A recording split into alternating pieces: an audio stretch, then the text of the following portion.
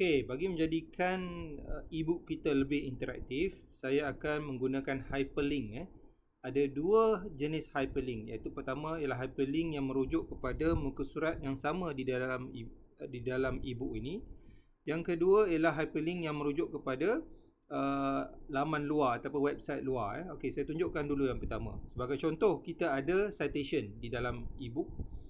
So citation ini kita nakkan dia pergi ke muka surat rujukan. Kita nak buat hyperlink ke muka surat rujukan. So apa kita buat? Kita akan select nombor ini. Okay, kita select nombor. Kemudian kita pergi ke bahagian insert dan link. Kemudian pilih place in this document dan cari muka surat rujukan. Okay.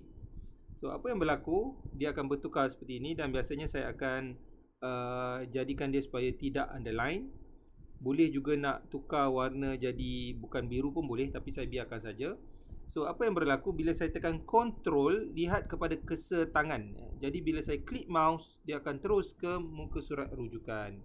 So ini yang pertama, iaitu hyperlink ke muka surat yang sama dalam e-book itu sendiri. Halaman yang sama, halaman dalam e-book yang sama. Okay. Sekiranya kita nak merujuk ke laman luar.